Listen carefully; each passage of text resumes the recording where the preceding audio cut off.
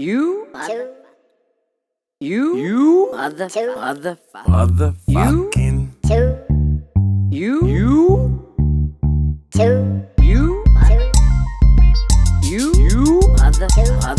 Motherfucking.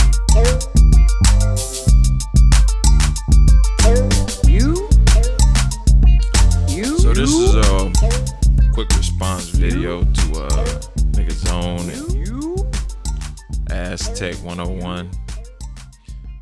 As far as Andre Ward being number one pound for pound, man, that pound for pound shit, man, it's so, man, God, it's so whack now.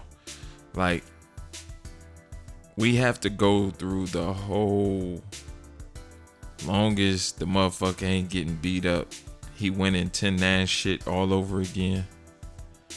That's why I don't even talk about that pound for pound shit no more, man. Cause it's always gonna be, you know, like if a motherfucker wanted to say Triple G was number one pound for pound, or Terrence Crawford was number one pound for pound, or Keith Thurman, Wilder, Joshua, we can make valid arguments for all of those guys, as well as Andre Ward. Now, the one thing that we can't say about Ward is he has a optically a pleasing or aesthetic style. It sucks to watch him fight. When I watched that first fight and he was awarded the decision, I knew that from that point on, he knows in his mind that long as nothing happens, he's winning the fight. And I think that that's a shitty ass no shot clock in basketball, no play clock in football type of way for boxing to be. So I'm not really interested in seeing Andre Ward. You know what I'm saying? Give me Terrence Crawford, give me Earl Spence, give me Deontay Wilder, give me AJ. Leave Andre Ward out of my life.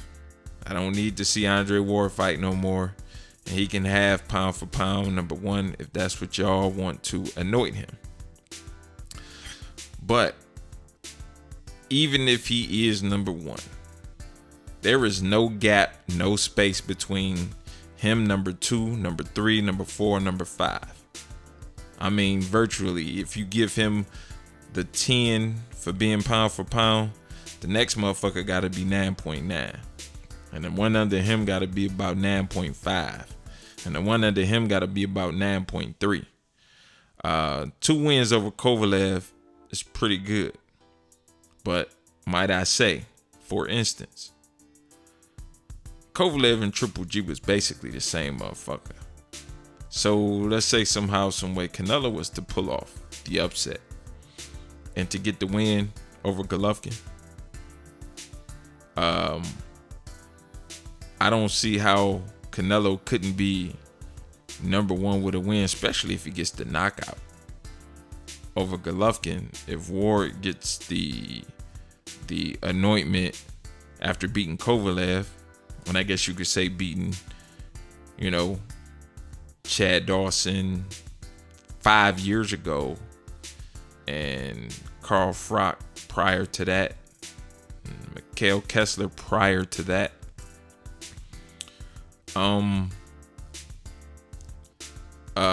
Terrence Crawford got a few fights to put in some work. He can obviously jump in that spot. I still don't see how beating Kovalev could be better than a dude knocking out the 10-year reigning heavyweight champ in less than 20 fights. It's a tricky question, you know. But if, you know, people want to say Andre Ward number one, so be it. Just don't have to worry about me talking about him. You know, it's a lot about him that I just don't like. You know what I'm saying? And then also too, I mean, hell, if Earl Spence and Keith Thurman was to fight, and he was to knock off Keith Thurman, and or vice versa, Keith Thurman was to knock him off. How could that dude not be number one pound for pound? You know, I don't know. You know, so if that's what y'all want to say, or strictly based on the fact that Andre Ward started his career off at 168 pounds, even though he fought a light heavyweight in the Olympic. He started his pro career at 168, did good work, and he got to 175. And to be honest, man, it's a lot of work for him at 175. You know, the light heavyweight division kind of, you know, grew in the last couple of years. You know, with it, Stevenson over there doing what the fuck he doing, and Kovalev beating the guys that he beat. A lot of new guys came up, you know, Archer Beterbiev and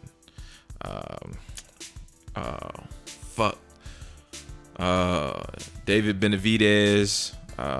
You know, you got it's a lot of work and shit, man. It's a lot of, you know, it's a lot of work up there, man. You know, it's a few fights that could be made that I would definitely be interested in.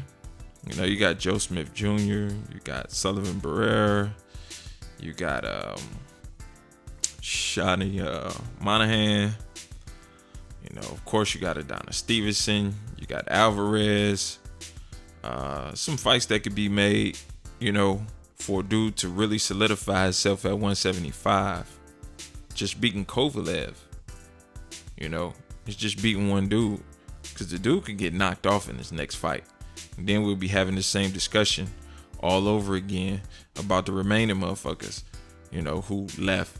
So at that point in time, the next person with the next big fight, we're going to be asking the same question. Just like we're going to be back at the same question in September when Triple G and Canelo fight.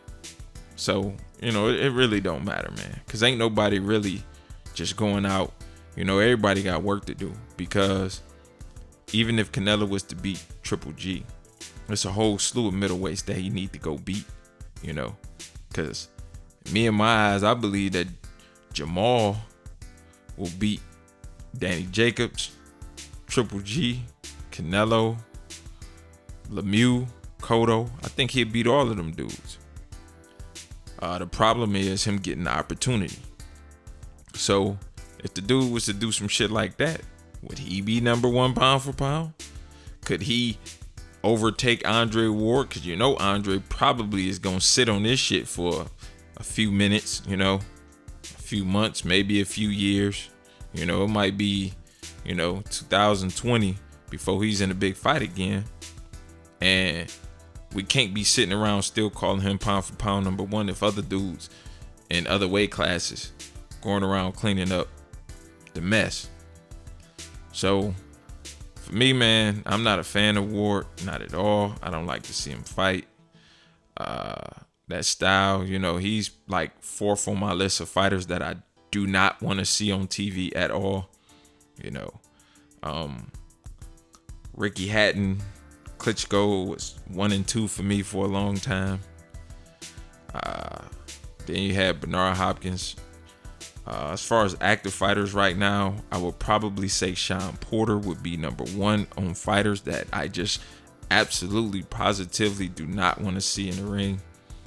The shit is, it's like somebody sticking needles in my eyes trying to watch him fight. It's like some of the worst sloppy shit that you could ever possibly see. He is the exact the epitome of, hey son, you want to be a fighter? Well, this is what you don't do in the ring. I don't know, man. That whole pound for pound shit, man, it's just kind of, I mean, it's everybody in every weight class has work to do.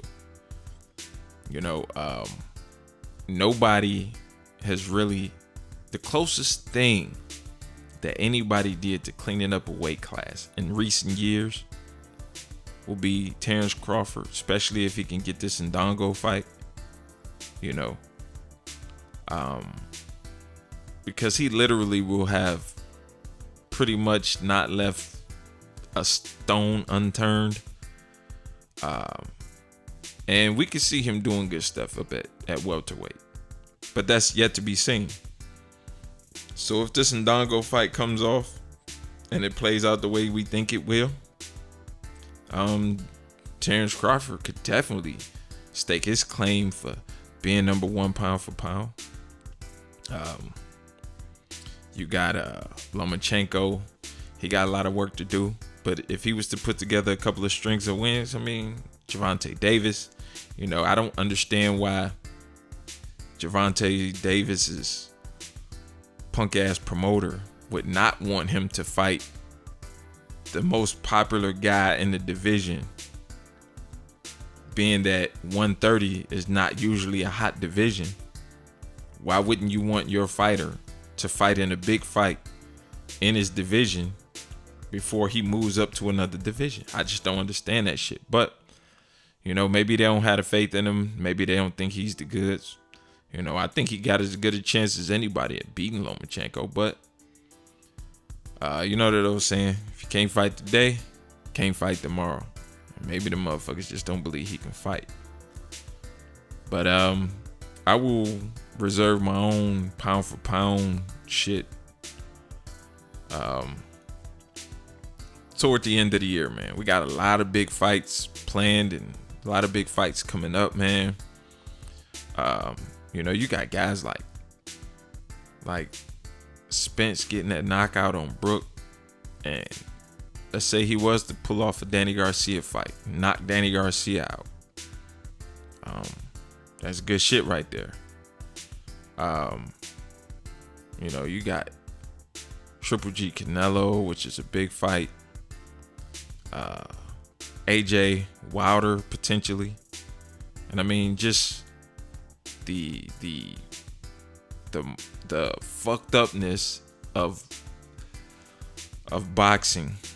AJ Wilder should be the biggest fight, but I'll put that in another video.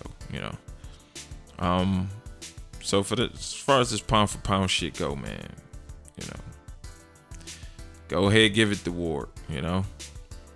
I mean, if that's what people want to anoint him for that, but just know, anointing Andre Ward pound for pound definitely lowers the bar. That's not a high standard. It's not a high standard at all, because when it comes down to performance, his brilliance in the ring, because for all of the reasons that people would say that the last pound for pound guy was pound for pound, these two guys don't fight nothing alike. So the in-ring performance cannot be a criteria for pound, because the last dude was boring as fuck, but it was very legal, very within the rules and the confines of the sport. Now you got the other dude doing something completely different, completely opposite, almost the antithesis of what the last dude did. So that can't be a criteria for pound. But it's your boy, Rollo Jenkins. Holla at your boy.